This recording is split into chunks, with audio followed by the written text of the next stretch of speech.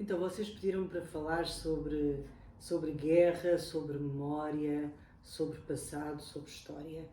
E eu vou falar sobre este álbum de fotografias. É um álbum de fotografias sobre o qual eu não sei quase nada, ou seja, não sei nada a não ser aquilo que me permite saber o próprio objeto.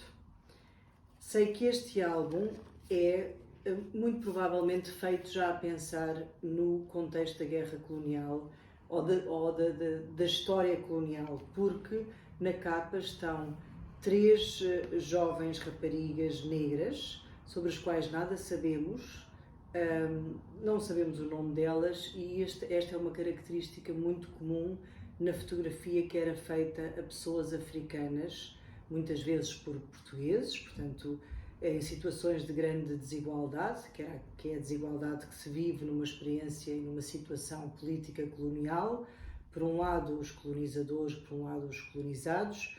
Claro que depois há muitos tipos de interações e relações, mas a partir desta relação de grande desigualdade, e mais ainda quando pensamos também na grande desigualdade que existia entre homens e mulheres, portanto, a relação dos colonizadores brancos em relação às mulheres negras era especialmente desigual e muitas vezes também violenta, e em que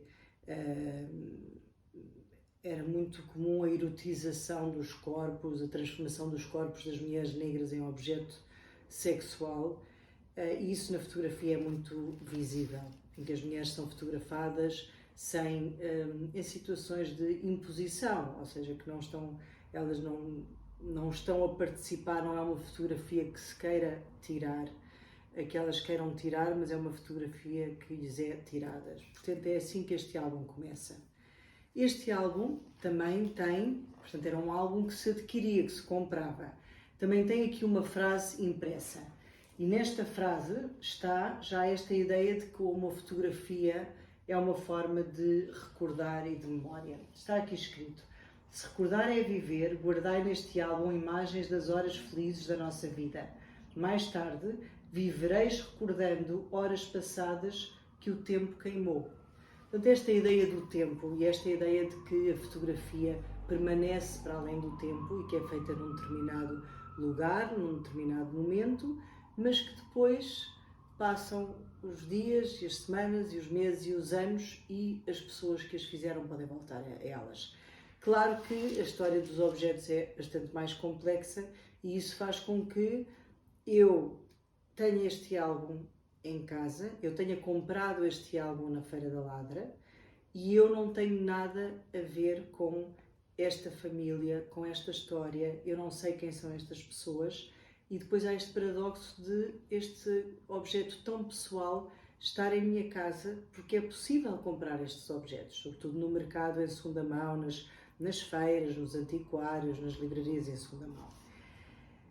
Eu comprei porque estes são também objetos que me ajudam a pensar enquanto historiadora e a pensar na relação que as pessoas têm com a fotografia e também com a fotografia feita em contexto colonial, que tem sido um dos meus temas. E há milhares, como podem imaginar, a guerra colonial durou muitíssimos anos. Guerra colonial que os portugueses na altura chamavam quase sempre Guerra do Ultramar e os africanos chamavam Guerra da Libertação, ou seja, é um bom exemplo de como um mesmo acontecimento histórico, um conflito armado, tem nomes diferentes, depende de quem está a falar sobre esse conflito. Ou seja, para os portugueses, esta era uma guerra que muitos portugueses achavam legítima, que era a ideia de que aqueles países africanos tinham que continuar a ser portugueses.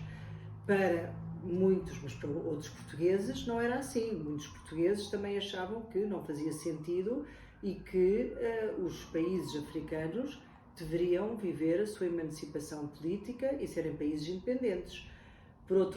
Mas muitos portugueses chamavam assim Guerra do Ultramar, e por isso é que grande parte dos africanos chamavam guerras de independência, porque eram guerras do lado africano para terem direito aos seus países, à soberania sobre os países. Mas, como vocês sabem, esta guerra implicou que milhões de jovens rapazes portugueses fossem enviados de Portugal metropolitano, como se dizia na altura, para as colónias africanas onde estava a decorrer a guerra, sobretudo Angola, Moçambique e Guiné. E isto, imaginem, num momento em que já quase todos os países que tinham sido colónias já tinham a sua emancipação. Portanto, depois da Segunda Guerra Mundial, este mundo dividido entre colonizadores e colonizados estava a ser posto em causa. Portanto, este é um momento muito tardio. E agora, como é que nós podemos contar uma história a partir de um objeto? Sobre um objeto em que nós não temos materiais escritos, não é? Eu não tenho aqui documentação escrita, só tenho imagens. Mas este álbum é exemplificativo de muitos álbuns que os soldados faziam para guardar a memória da sua experiência africana, da sua experiência de guerra, da sua experiência na guerra do ultramar, como eles diziam. E o que é que acontece? Há centenas, milhares destes álbuns, destas fotografias, porque imaginem, nos anos 60, a guerra começou em 61, em Angola. Portanto, a fotografia já era uma coisa banalizada, já não era preciso ir a um estúdio fotográfico para tirar fotografias. Já muita gente, não toda a gente, tinha fotografias. E os soldados que não tinham máquina fotográfica compravam fotografias a outros soldados. E portanto, começa como... Eu já vi muitas destas fotografias e o que é que começamos a encontrar? Algumas tipologias de imagens. Mas claro que nestes álbuns não se mostra tudo. Há muitos acontecimentos que foram muito violentos, as chamadas atrocidades, e que é muito raro estarem nas fotografias, ou quando estão em fotografias não costumam estar coladas em álbuns. Portanto, estes álbuns acabam por ter algumas tipologias, que são, por exemplo, os grupos de homens, os grupos de jovens rapazes, portanto, fotografias da vida quando não se está em guerra, ou seja, no momento em que eles estão juntos, nos lugares onde viviam. Os rapazes muitas vezes aparecem a jogar, ou a jogar futebol, a tomarem banho, em rios, ou a beberem cerveja, abraçados aos amigos, com um macaco que encontraram e que são fotografados com o macaco, com crianças africanas. Portanto, há uma série de tipologias que se repetem. E este álbum foi claramente... É como se fosse uma curadoria. Imaginem, cada pessoa, cada um de nós, quando faz um álbum fotográfico, faz uma espécie de uma curadoria de uma exposição. Portanto, tem as fotografias e decide como é que elas são colocadas no papel, como é que são coladas, qual é a sequência. É como se fosse uma história a ser contada. E também aparecem animais, aparecem os grupos, os homens todos fardados. Às vezes também aparecem as armas. Claramente podem não estar não estão no momento do conflito, mas são fotografados com a arma como se fosse uma encenação do próprio conflito. Aqui aparecem três soldados ao lado de duas crianças africanas. Portanto, às vezes só aí é que se vê alguma coisa do lugar onde eles estão, que remete para o lugar onde eles estão. Porque muitas destas fotografias poderiam ter sido feitas em qualquer outro lugar, mas nós sabemos que este momento histórico em que há milhões de jovens rapazes a combater, é este o momento da guerra colonial. Outra tipologia é a de serem fotografados, muito comum de serem fotografados homens portugueses brancos abraçados a mulheres negras que muitas vezes estão desnudas, estão seminuas.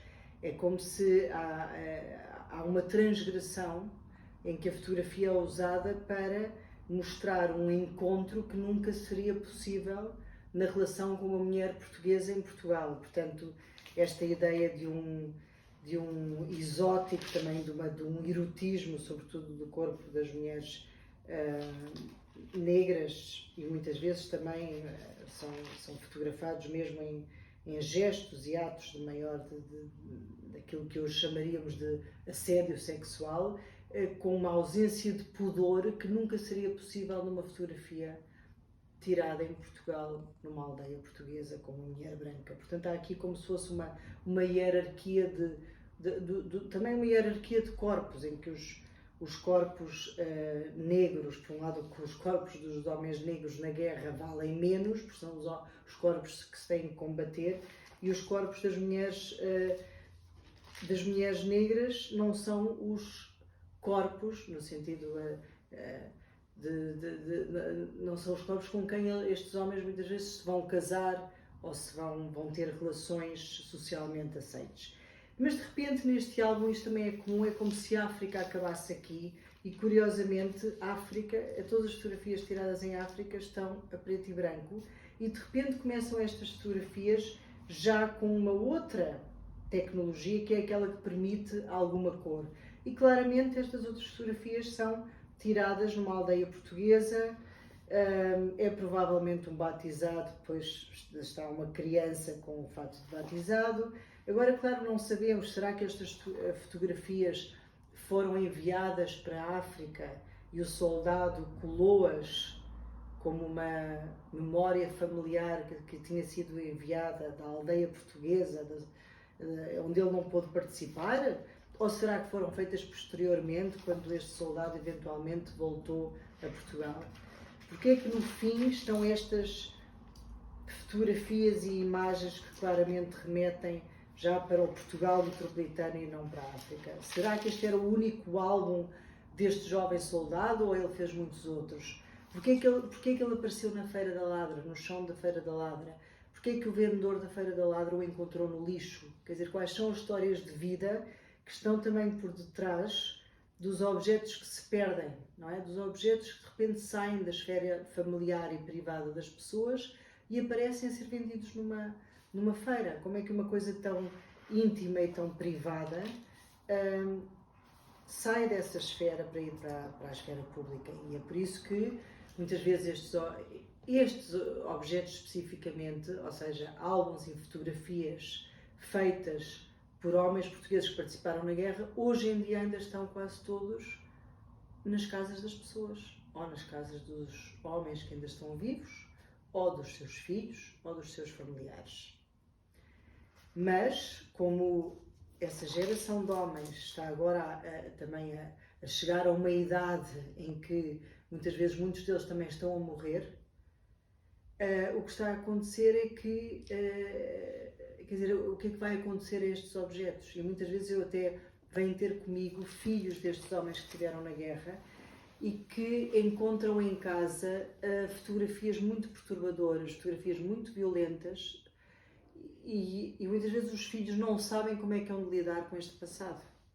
Portanto, são filhos de pessoas, de homens que participaram na guerra, mas que não a viveram diretamente e que de repente têm esta herança e às vezes não sabem o que fazer com ela.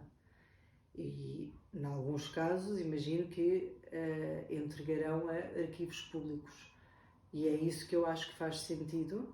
Se as pessoas, por alguma razão, não podem manter os arquivos no espaço privado, faz sentido que possam ir para um arquivo público para poderem ser estudados. Mas isto também coloca muitos problemas éticos, que é... Aqui também estão fotografias de pessoas, por exemplo, destas mulheres negras que aparecem aqui desnudas, que não deram autorização para que estas fotografias não sabem provavelmente que estas fotografias estão aqui, não eram as pessoas que tinham as máquinas fotográficas, ou seja, podem ser reproduzidas, podem ser analisadas mesmo por historiadores ou académicos, podem ser mostradas. Portanto, a quem é que pertencem as fotografias? À pessoa que as tem, ou à pessoa que as produziu, ou à pessoa que aparece nas próprias fotografias. Portanto, estas memórias, estes objetos do passado, que são tão íntimos e ao mesmo tempo se podem tornar tão públicos, também criam estes dilemas éticos que não são de fácil solução. porque, e sobretudo quando são fotografias também ligadas a momentos históricos, como é o de uma guerra, não é? Que é sempre um momento e um contexto especialmente delicado, em que muitas vezes se vivem situações de grande violência e atrocidade, e às vezes a própria fotografia cruza-se com essa violência. Então, há mais alguma coisa em que vocês tenham pensado?